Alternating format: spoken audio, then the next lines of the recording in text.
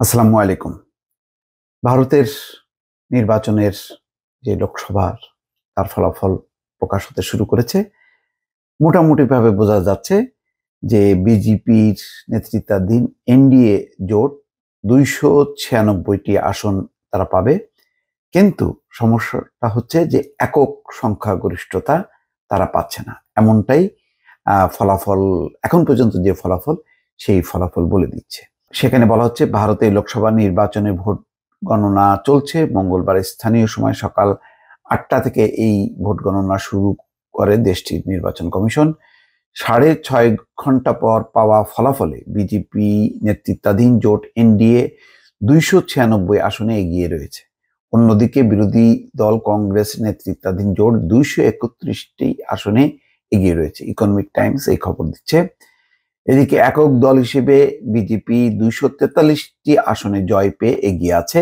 অন্যদিকে কংগ্রেস জয় পেয়েছে ৯৯টি আসন, আর অন্যান্য দল এ পর্যন্ত ১৭টি আসনে জয় পেয়েছে। ভারতের সংবিধান অনুযায়ী একক সংখ্যাগরিষ্ঠতার ভিত্তিতে সরকার গঠনের জন্য কোনো দলকে ২৭২ আসনে জিততে হবে, কিন্তু সেই আশায় গুড়ে বালি। আপাতত তারা জিতলেও একক সংখ্যাগরিষ্ঠতা পাচ্ছে না।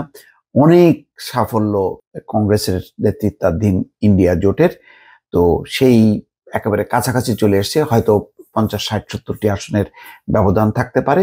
ফলে একটা হাড্ডাহাড্ডি লড়াইয়ের আভাস, এবং সেই অর্থাৎ বিজেপির যেই দম্ভ গর্ব যে তারা ৪০০ আসন পাবে এবং বিপুল ভোট, সেই জায়গাটা রথটা থেমে যাচ্ছে। বুথ ফেরত জরিপও বলছিল প্রায় ৪০০ আসন পেতে যাচ্ছে বিজেপি নেতৃত্বাধীন এনডিএ জোট, কিন্তু সেই জায়গাটা মিথ্যা প্রমাণ করে মানে বিপুল সাফল্য দেখিয়েছে কংগ্রেসের নেতৃত্বাধীন ইন্ডিয়া জোট।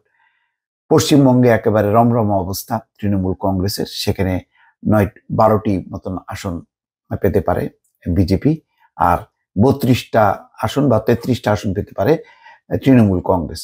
মোটামুটি আরো অনেকগুলো, তাদের যে সবচেয়ে বড় ভিত্তি যে ৭০টা আসন উত্তরপ্রদেশ, সেখানেও হাড্ডাহাড্ডি লড়াই, সেখানেও তারা সংখ্যাগরিষ্ঠতা অর্জনে ব্যর্থ হয়েছে। এরকম ৬টির মধ্যে অন্তত ৫টি রাজ্যে বিজেপির খুবই খারাপ অবস্থা।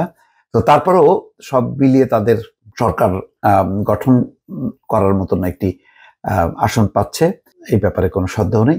কিন্তু একক সংখ্যাগরিষ্ঠতা সেটা হচ্ছে না, অর্থাৎ সরকার গঠন করতে যে এখন ঘাম ছুটবে বিজেপির, এটা মোটামুটি নিশ্চিত। ফলে একটা ভারসাম্য পরিস্থিতি ভারতের রাজনীতিতে সেটি আসবে। আগে এতদিন পর্যন্ত বিজেপির যেই বেপরোয়া গতি এবং তার কারণে একেবারে ভারতের যে গণতান্ত্রিক পরিবেশটা বিপন্ন হচ্ছিল, সাম্প্রদায়িক পরিস্থিতির অবনতি ঘটছিল, সেই জায়গাটা অন্তত বিরোধী জোট ভালো করাতে একটা ভারসাম্য আসবে। এটাই হচ্ছে একটা বড় সাফল্য এবারের নির্বাচনে। দর্শক ভালো থাকবেন। আল্লাহ হাফেজ।